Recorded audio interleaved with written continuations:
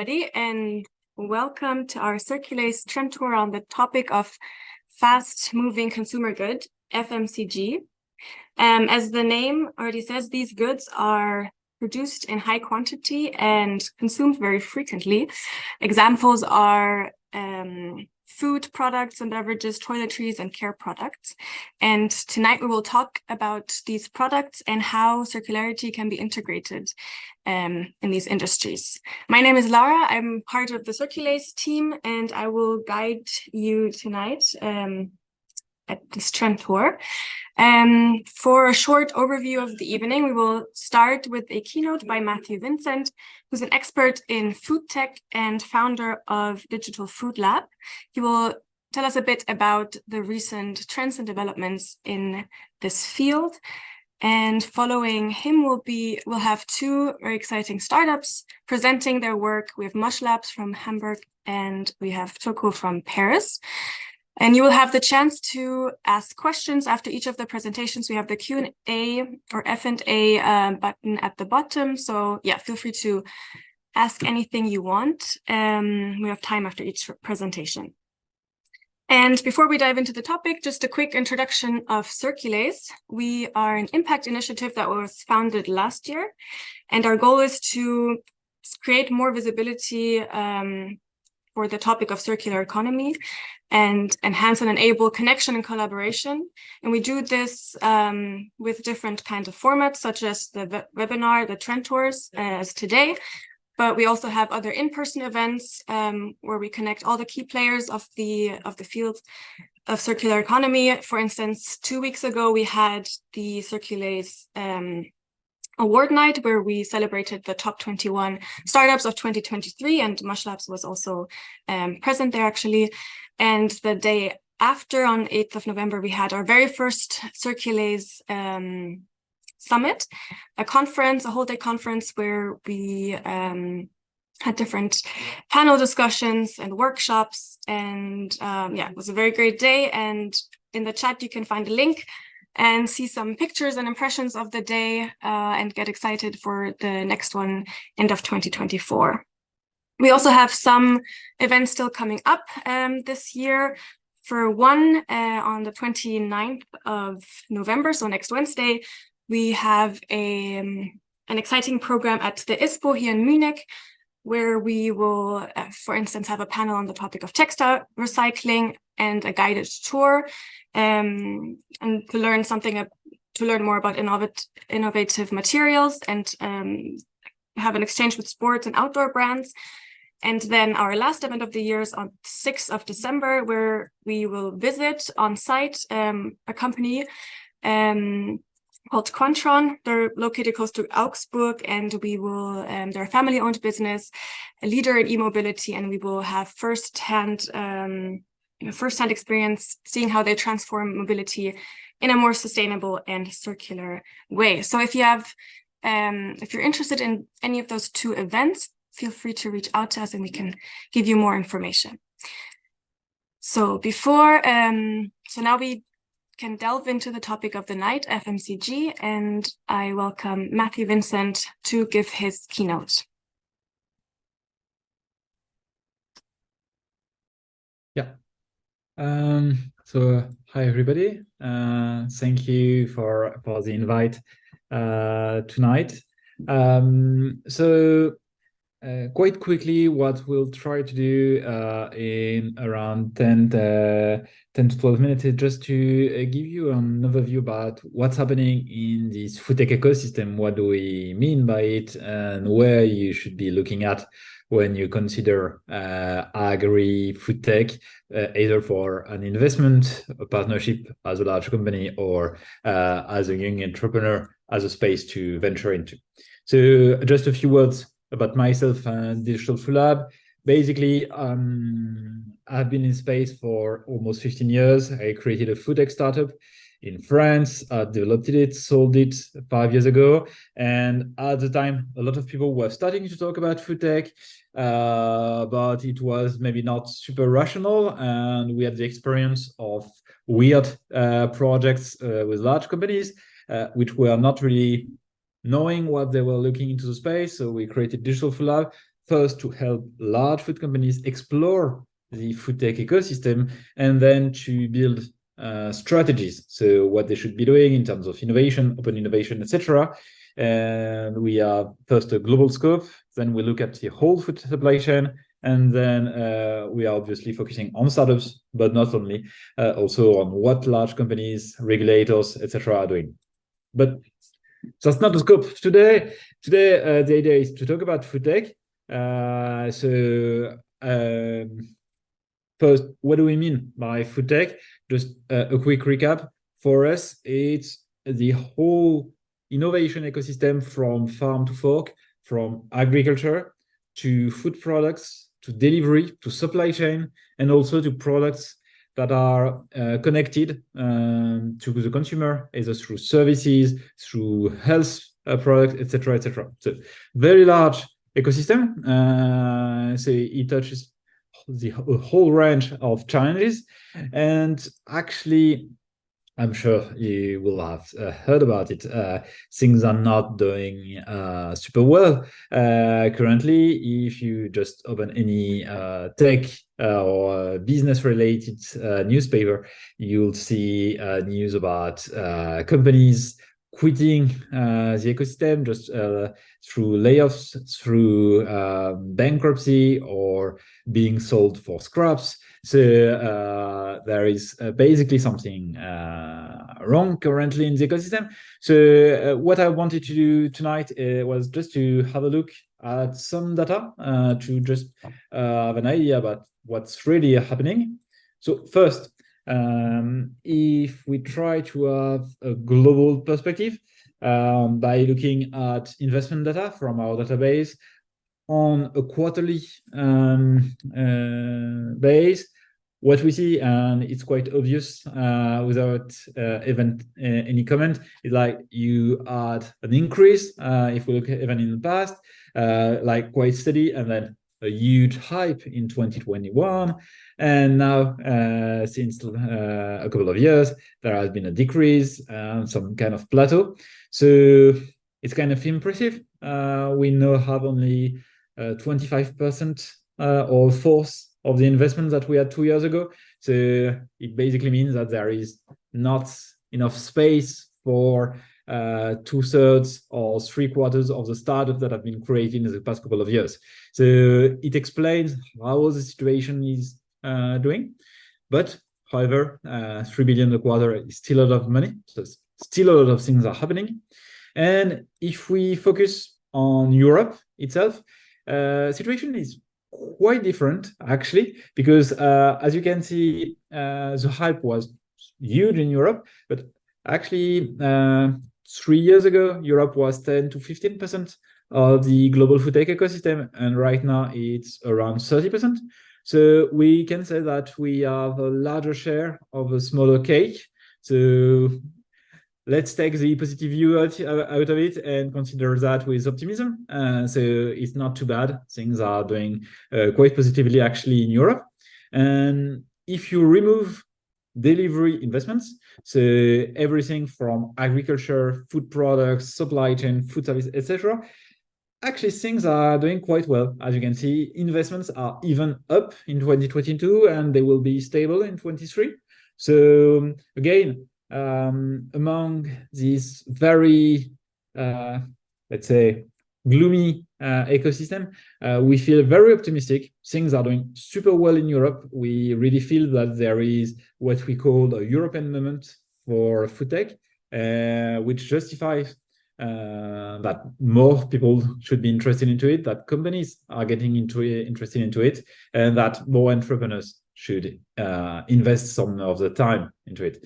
So if we look a bit deeper, what we see is that investment in agriculture and food products are increasing, and that there's a, let's say, two most exciting ecosystem right now. So they will be also covered by the startups that will pitch later on.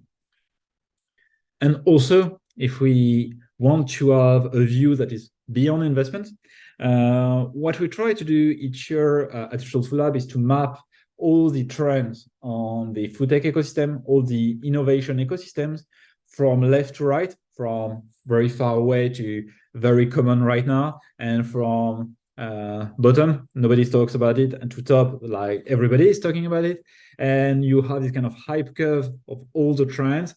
And we have a situation which is quite uncommon, where we have a lot of trends that are hype and a lot of them which are at the pits of this curve, where everybody is saying that they never believed into them, that they would have never invested into them even if they had, etc., etc. So we have this weird combination of super trendy and super untrendy ecosystems, which explains this dichotomy between boom and bust that we have in the food tech ecosystem right now. We don't have time to cover all the trends because you're mostly here to hear pitches or startup pitches. So I'll just talk about two of them, which are kind of obvious, and I already mentioned them because they are the place where investments are made right now. First one is what we call sustainable proteins. We don't talk about alternative proteins, but much more about sustainability, because that's why these are being developed to be more sustainable in all the senses of sustainability. So it's not just environment or emissions, it's also water, it's human labor, it's also animal well-being. And what we see right now is, first, it's going beyond meat, dairy, and fish products. It's mostly ingredients. We are seeing really amazing things created by startups. As I said, it's not only better for the planet, it's also for humans and for animals. So there is a huge health component into it. And right now, in a word, if I wanted to summarize the whole food tech ecosystem, there is a switch from B2C brands to B2B ingredients. It's looking like the big shift of 2022 and 23. However, a note of caution there, we feel that there is too high expectations. Many of the startups in the sustainable protein ecosystem are promising stuff that is not really realizable in the next couple of years, and there is maybe a dichotomy between what is feasible and what they are saying. So I think there will be some kind of convergence between reality and pitch decks in the next couple of years. And second ecosystem is what we call the resilient farm. We don't talk enough about farming and agriculture.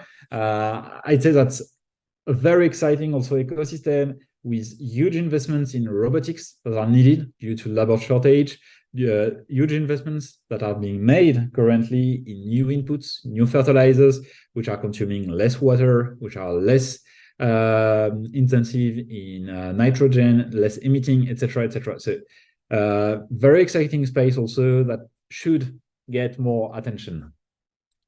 And finally, if I wanted to leave you with one message, is first, it's about optimism. Things are doing not so great globally, but we are on a plateau, so the decrease has stopped, so not too bad. We expect a bounce back maybe next year, so that will be even better. But in Europe, things are doing really great right now. So it's best time to invest, to look at what's happening in Europe, to explore the food tech ecosystem from Europe. And again, we are very excited about this European food tech moment, food tech ecosystem moment. So if you want to look at it, now is the time, I'd say. And if you want more insight and ideas about what's happening in the ecosystem, look at our newsletter. We publish it each week. It's free, and we try to provide best insight on the food tech ecosystem out there. Thanks. Thank you very much for those insights. Very interesting. Also to see the fluctuation in the trends of the startups in this field.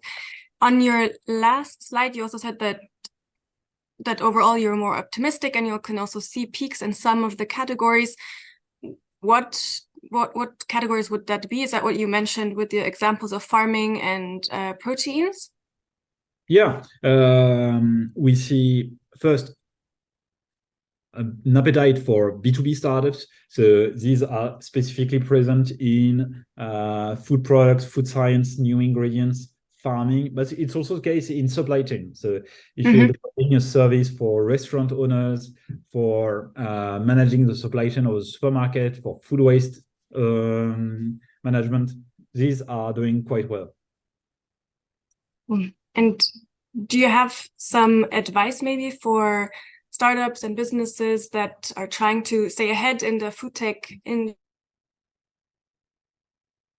industry, based on the current trends that you mentioned? Yeah, I'd say right now is a tricky ecosystem to navigate because a few years ago it was all about growth, being ahead and having strong technology and stuff like that. Right now, the best thing that you can have is a contract with a large company saying that they will buy your product. Basically, that the best thing that you can have right now. So if I had one advice is, okay, don't look for something too fancy and just find a good old problem in maybe boring corporation, but which will be ready to pay for to have this problem solved. Give you security. Yes. Yeah. Thank you very much, Matthieu, for being here and for sharing your insights. Thank you. Yes, and if you have any questions at any time, you can use the Q&A button. So now that we've heard about global trends and developments, we want to explore how the startups are actually contributing to these trends. And we're gonna start with Niklas Koch, who's representing Mushlabs today, a startup based in Hamburg, and they are producing nutritious and sustainable food. And we're excited to hear more details about that. Yes, thanks for having me. Can you see my screen? Yes. Perfect. And also thanks a lot for Matthieu to, making the scene for food tech here. We've been in Munich, when was it, 2 weeks ago, getting the prize as one of the top 21 startups in FMCG. And we'll also be in Munich for the ISPO, same as you. So if you want to swing by and learn more about Mushlabs, let me know. Yeah, this is going to be a small pitch. And I hope that compared to Matthieu's presentation, you will go out of this presentation learning that this is actually not something on the horizon that is 5 to 10 years ago, but is actually happening right now. So we at Mushlabs are rethinking the food system circular through the help of biotechnology.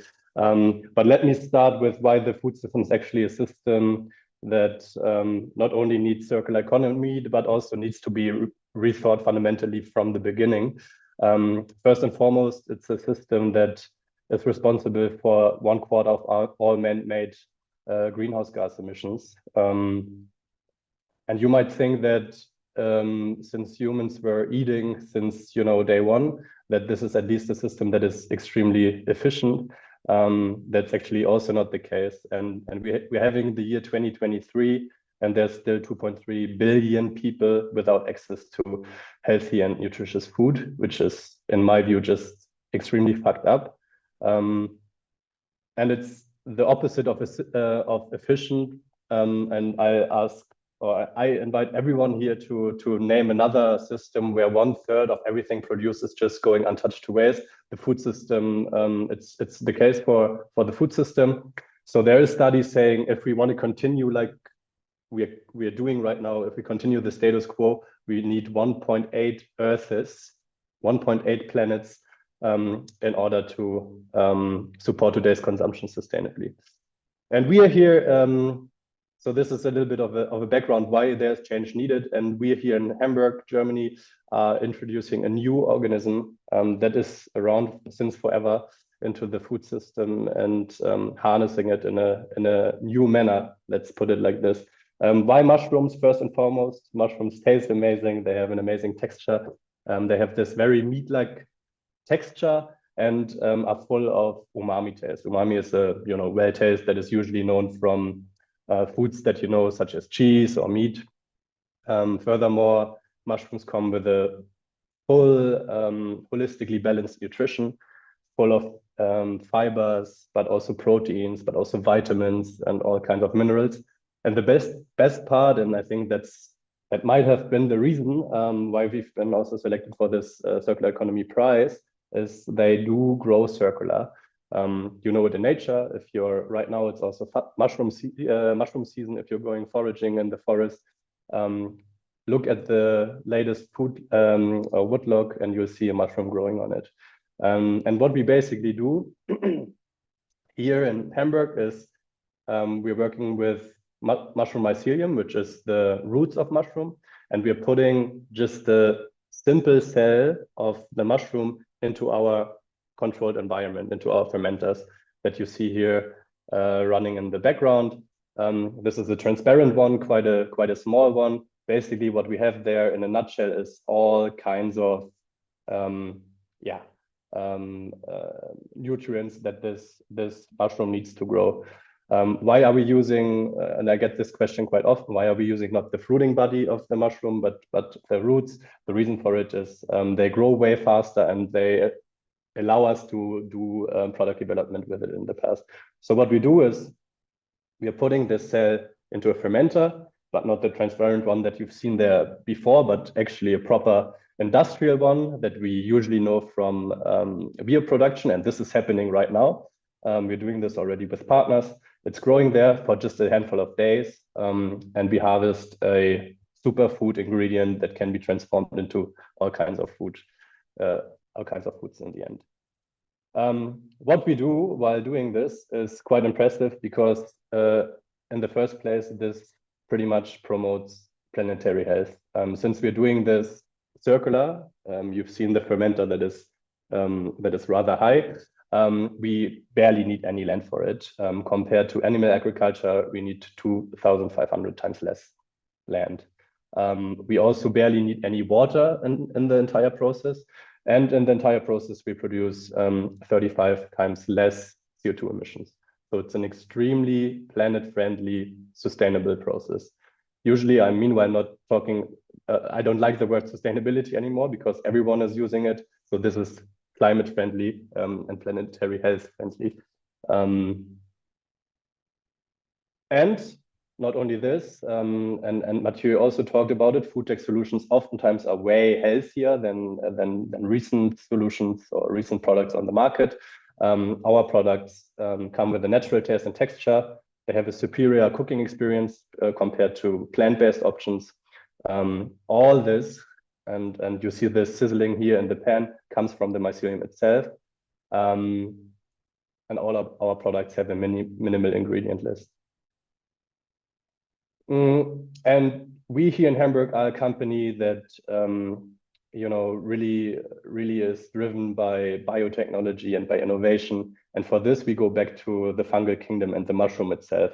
What probably barely anyone knows is there is 6 times more fungal species compared to plants, and all of them come with their own taste and texture.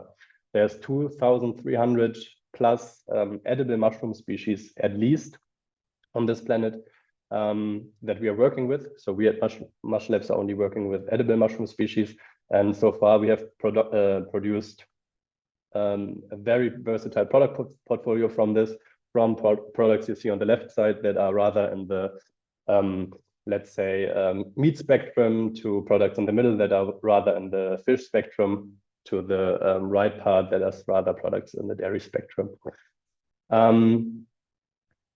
Yeah, we are here a team, and this is actually our office here in Hamburg. Meanwhile, more than 70 employees from 24 nationalities. For a tech company, quite proud to have quite a high amount of females in the team, quite a lot of PhDs, and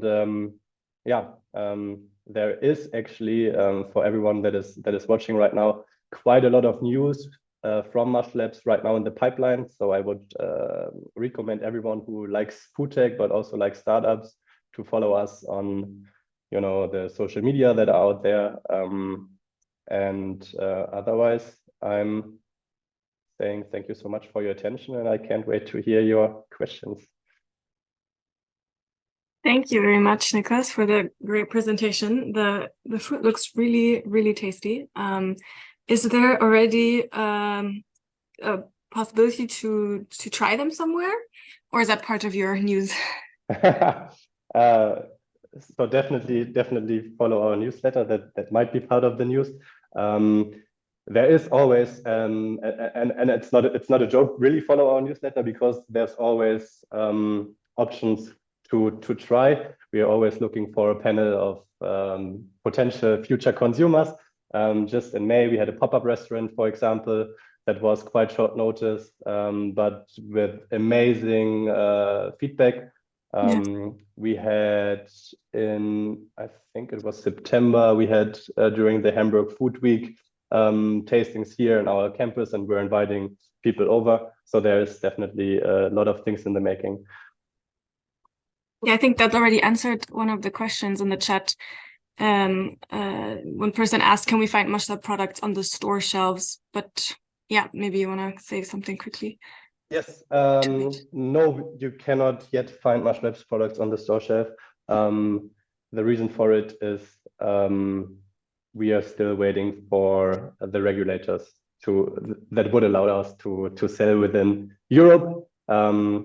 But as I said in the beginning, this is really not a case of the next 5 to 10 years, but rather a very short time horizon, without teasing too much. Another question in the chat asking, have you encountered any challenges or limitations while implementing the circular economy strategies? Yeah, that's a very good question, because I left it out of the presentation since we were limited to 10 minutes. This is another complexity layer. We are working together with breweries, and one of the breweries that I can name here is the Bitburger Brewery from Germany, to implement also circular economy in the entire system. They have spent grain, which is basically the leftovers from the beer brewing process, that are currently going to feed animals. And we are working, or we have access to those, to grow our mushroom mycelium on it. And to answer your question, since nobody has ever done something like this before, there was a lot of challenges. So this is high-tech biotechnology. So there's a lot of challenges to overcome, but so far we've been able to overcome quite a few of them, and having a very positive outlook. Very cool.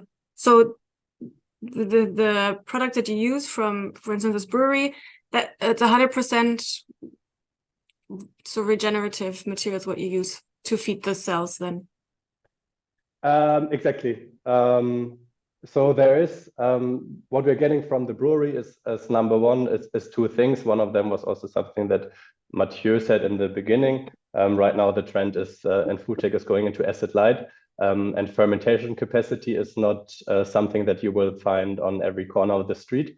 Though beer breweries have this, so they equip us with fermentation capacity. Plus, it's if you want to call it like in theory a match made in heaven, because they have a waste product in their breweries that our mushroom mycelium can grow on.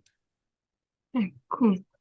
And now you have 70 employees already, so you're a big team, but we can say what you're looking for right now. Is it funding, or are you looking for new team members? Yeah.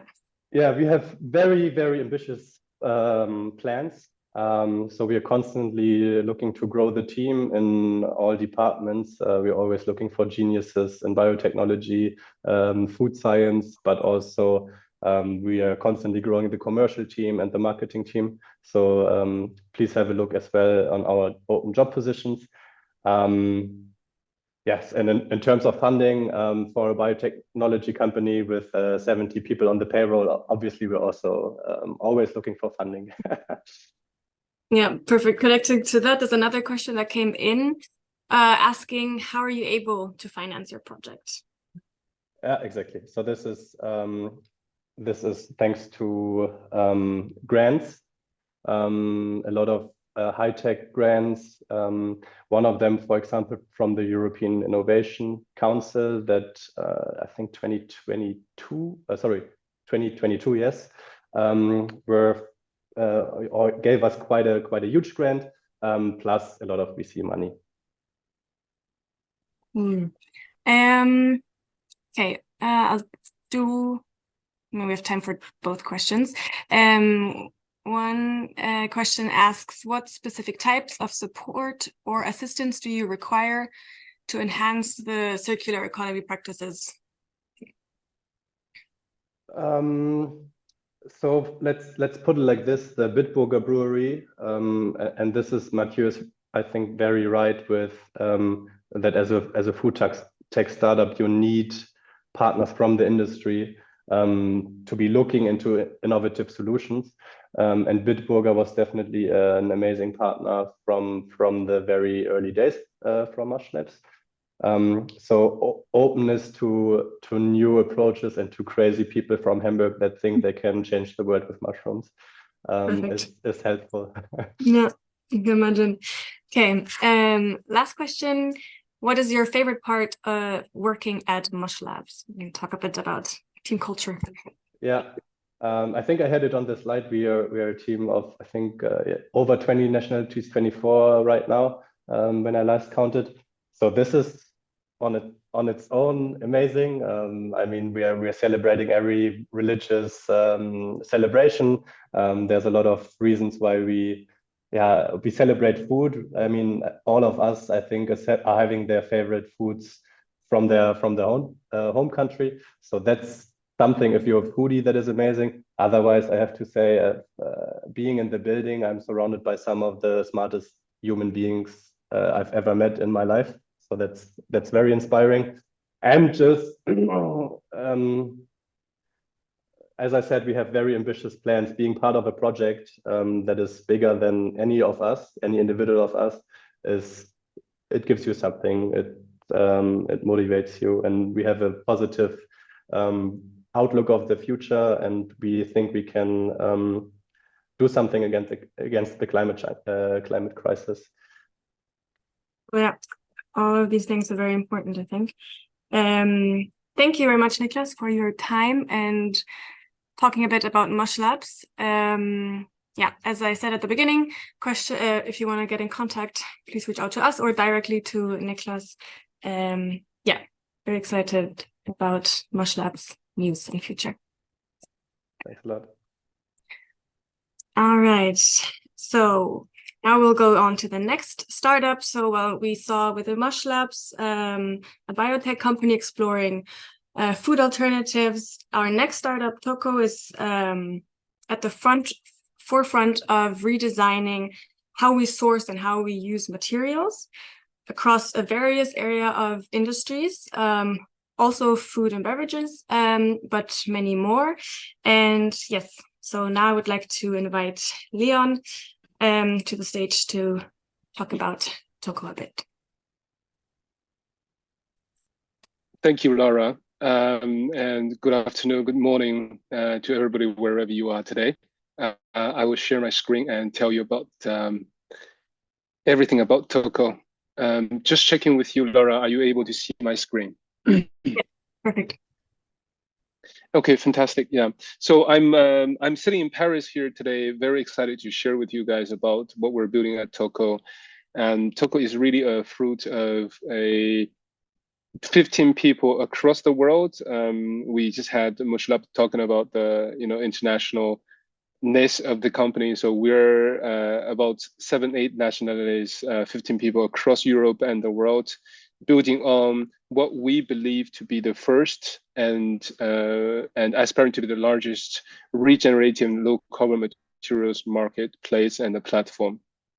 I want to start by sharing with the audience today a number, and this number is 500 billion. That's right, you're hearing 500 billion. 500 billion ton of materials was dug out of the earth, virgin materials, in the 5 years between COP Paris and the COP Glasgow. And that was 5 years' time. And it sounds like a lot of materials, and yes, indeed. if you put that into the trucks of 10 ton, that's 50 billion, right? It's very fast math. And we thought about how do we make it clear to the audience and everyone that this is a lot of materials, a lot of things that we're digging out of the earth. But we thought putting these trucks around the earth, and guess how many times that we can go around the earth equator. So everyone can just take 3 seconds to think about how many times we can go around the earth equator with the amount of materials we're taking out of earth every 5 years. And the answer is 12,500 times, right? So you think about that, that's insane, absolutely insane. So just to give a sense why this topic matters, let's do a quick thought experiment as well. So between Los Angeles to New York and coming back to San Francisco, that's about 9,000 kilometers. And 9,000 kilometers is about the length of trucks if you put them back to back, right? Of 10-ton trucks that can put about the amount of plastics we're dumping into the ocean every year. So I'm just doing 2 quick math here and two numbers here that I hope that the audience today can take away with, that we have a major material crisis.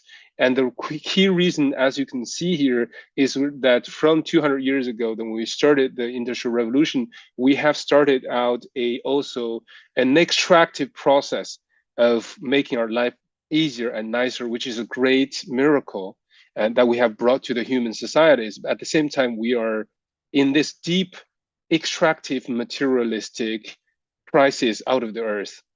And why does this matter? Not only this is obviously a huge pollution and huge damage to the earth, but also obviously it's a huge part of the climate crisis we're part of, in which I won't spend too much time, because I believe that if you are in this audience, you are here, and I would believe that you're already very informed about this.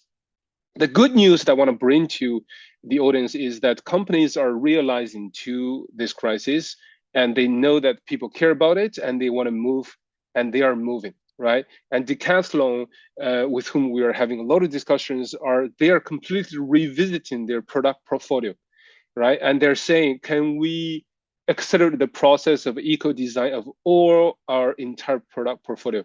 And of course, very famously, Patagonia. And I will skip all the other examples that you are all aware of this.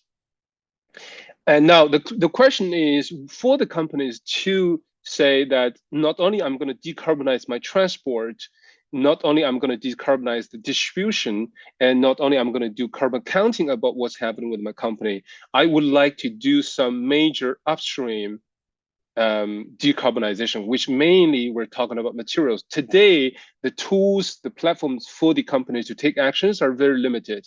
So you have a few selection of the logos here, and I think they remain very important tools, but it remains a very complicated topic for the products and the companies who are making the products to decarbonize that. And of course, if you want to source green materials, it's insanely complicated because it's, there's so many labels out there. It is very confusing. And we believe that we are in a very good position where, just as Mushlabs has presented, we believe in that we have a bio-revolution that is happening, ongoing in our lifetime. And McKinsey obviously has shared this report that I recommend everybody reading. It's a fantastic report that gives us the hope. And the truth is, we think and we believe that there's so many alternatives, so many superpowers from Earth, that in the screen shared here, that you can see a few examples here, right? The human society has been around for a few thousand years. Our civilization has been a few thousand years. The actual biodiversity, the actual Earth has evolved for billions of years, and there's so much magic. And I think a lot of you are very informed about that. And our mission is, how can we bring those things that either the cells and the plants and the nature itself, or through biotech, that we can improve and we can invent and bring to the economy, right? And today, this is just a quick snapshot of the type of companies that tocco is featuring on the platform. And our mission is to be accelerating this process. How can we help the companies and the product designers, the procurement managers around the world that are thinking about of making the products infinitely and significantly better with much faster process and much less pain. And that's the moonshot mission for tocco. And today we're very, very proud to announce that tocco has been live, has been announced for the past couple of months, and we're receiving a lot of positive feedback here. And we not only are producing that marketplace, we're also building a media where we're also helping the product designers and procurement managers around the world to understand the type of material that is out there, right? And we're building, as you know, the coincidence would have it, the material page that I selected was mycelium, and we're building this knowledge base where product designers can really come in and understand the kind of magic and beauties of natural and biotech-based materials and what they can do about their products. And of course, there's a very rigorous process of really evaluating, and as Mushlab has explained, right? So how much less emission does it make? How much less energy is it taking?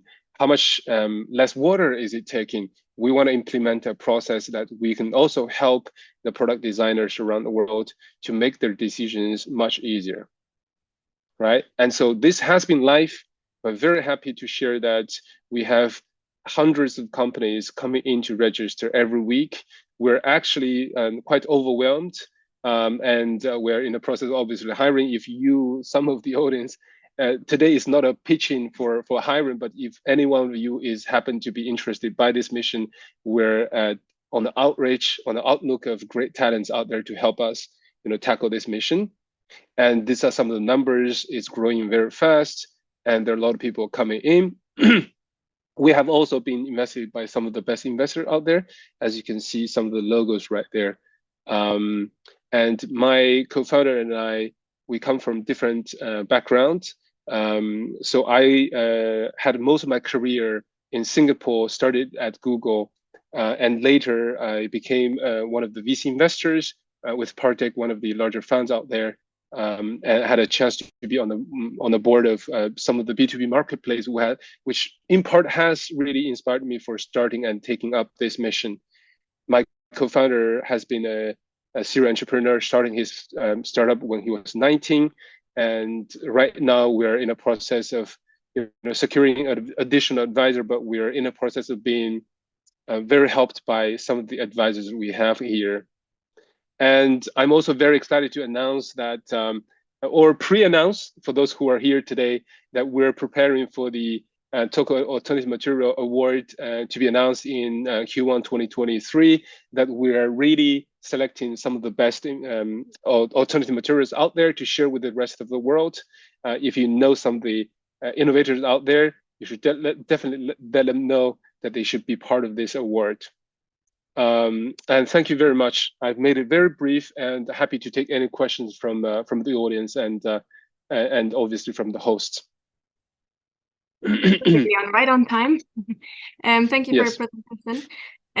Very impressive to see your marketplace, and just creating this platform for a lot of companies who need to change, and making it easier for them to change, I think. And also very cool to hear that you work together with product designers, because I think that's the very foundation of changing a whole life cycle of products. So very cool to see what you're doing. Let me see.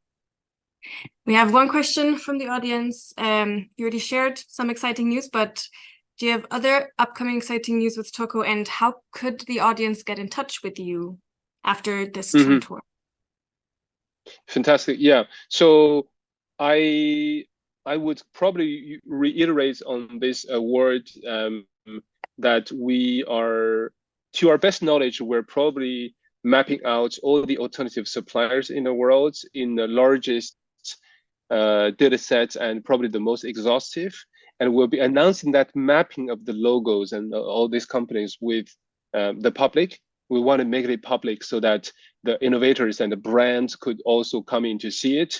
And so in 2 weeks' time, some of you might visit tocco.earth, and you should be able to see a lot of logos out there. And if you're curious about what you can do with your products or what you can do with your company, there should be quite a bit of free information that is out there for you. The second thing I want to share with the audience is that tocco has been very committed to be a lighthouse for the materials. We believe that our economy is largely made of services, but also products, and most of the products are made of different type of materials. And I want to share with the audience one additional number is that on every week, on average, for those who live in the West and in the developed economies, the bad news for the audience is that we're consuming on average about 5 grams of microplastic. Okay, and 5 grams of microplastic, that's about equivalent of a credit card per week. And that's in our waters, that's in our products, and that's unfortunately true. And it probably varies, depends on which exact country you're living in. And the reason why we are making this platform is also as a core mission is to be really fighting the plastic waste and the microplastic waste in the type of products we have. And so the news I'm sharing with you is that after announcement of these Supplier 2023 awards, we're going to be admitting some of the early suppliers for the next couple of months, and we would love to share those with those suppliers, some of the exclusive features with them, and allowing them to be sharing and shipping the samples across the world. For the first time, brands across the world will be able to order all kinds of cool material samples within one same platform. And we're working around the clock to make that live. Lara. One question I had for the materials that you feature on your marketplace, what are some of the standards and the criteria that you use to ensure that they're also, that they are according to your standards and your values? Yes, it's an excellent question. And to be very honest, I would say to the audience that, first of all, we don't pretend there are perfect materials in the world. Any materials that you're going to buy is going to probably be transported by some number of trucks and the ship that probably, runs on fossil-based energy. It's the status quo of the world, and we do not pretend to have any perfect materials in the world, and neither on tocco's platform. In that regard, if we really take the most, strict angle. And that being said, there's 3 layers that we're taking. Number one, we do not accept any virgin plastic materials. So either you have 0 plastic in the product, or less worse than virgin plastics. If you have materials that are fossil-based, we will request that to be recycled fossil-based. Okay. And second part we were doing is as much as we know that labels and certificates are imperfect, we would request that because it's important for the brands who are buying that. And the third layer is we're actually building a tocco material engine, AI-based engine, that we would require all the suppliers to upload the most important documents. And we're actually doing, really asking engine and AI and also automation to really help us to make the last check. We have 2 more questions from the audience. The person is asking, have there been any challenges that you've encountered at the level of partnership? I'm assuming the question is about internal partnership and not external partnership and not internal, because we are not partnership-based company. But if you're asking about the commercial, if you're asking about external partnership, we have been actually very focused on internal product building the product, building the team. We've been hiring very fast. This year, we've grown from basically in February, we were 5 people. Today, we're 15 people. We have been growing very fast. We've been doing a few partnership with kind of, media and content. partners. We haven't been doing extremely good big number of partnerships. So if you have some ideas, I'm obviously available to explore that. I will leave my my emails obviously there. Perfect. And yeah, next question is, what is it like to work at tocco? That's a really cool question. We are actually, we call ourselves, we're a radical company, and meaning that we ask for and we present ourselves with radical transparency. And so what does that mean? It means that on the operating system, which is we use Notion, everyone would have the same level access to all kinds of information that everyone has. If you're working in marketing, you will be able to see the exact codes in a coding in engineering department. There's no level. Right now, we have 2 co-founders. We're also extremely flat. There's no managers. Everybody is a superstar individual contributor, even as interns. We only have like buddies and mentors. We don't have managers. And we want to push for radical transparency. We also want to push for radical coherence and congruence. It means that what you see on the platform is what we have. We believe the most important thing for the brand and for supplier is not to overpromise, is to not overpromise. And basically, in my definition, in our team's definition, is greenwashing basic means overselling and overpromising. If you have a material that is 80% with regenerative materials out of wasted banana tree or wasted pineapple leaves, and 20% fossil-based additives because you have to make the product last. Well, if we say that it is 80% of regenerative materials plus 20% of fossil-based, that is not greenwashing, right? But if you lie to anyone, if you say that's 100% regenerative, that is greenwashing for us. So we hold ourselves to very high standards, not over-promising, and a radical transparency. So what is it like to work at Google is we demand radical transparency from everybody, and people coming to work, teams coming to work, feel like they don't have to hide anything. They feel like they're themselves. And I'm very happy to share that most of our team members are extremely happy with the team. Oh, it sounds like a very healthy company culture and mission you have. Great. Thank you very much, Leon. We would like to think so. One more question. Okay.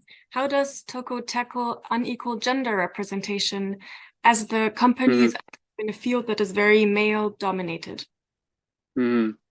Today we are very unequal gender because we're male is underrepresented in my company. we have a reverse issue within our company. I would say the last 4 people we have hired are all female and across different ethnicities, etc. Unfortunately, my bad news is that we probably cannot help tackle the entire world's problem. We're doing that by setting up our examples and hoping that this can be and hopefully an inspiration for the rest of the ecosystem. And obviously, as an immigrant founder from APAC and based out of Paris, this is a topic that is very close to my heart. So thanks for asking this. Yeah, okay. So start with yourself. Perfect. Great. I think that was all of the questions. Thank you very much, Leon, for your time. Thank you. So thank you for having me. We have reached the end of today's trend tour. Thank you for everyone who joined. It was 3 great presentations, and I was very happy to have them here and to talk a bit about FMCG and circular economy. And thank you for the audience for asking a lot of questions and being active. We will have the recording of this trend tour on our website and on YouTube if you want to share it or rewatch it. And otherwise, reach out to us if you want to have the contact information of anyone speaking today, or if you're interested in the events that I mentioned earlier. I hope you have a great rest of your night and see you soon. Bye-bye.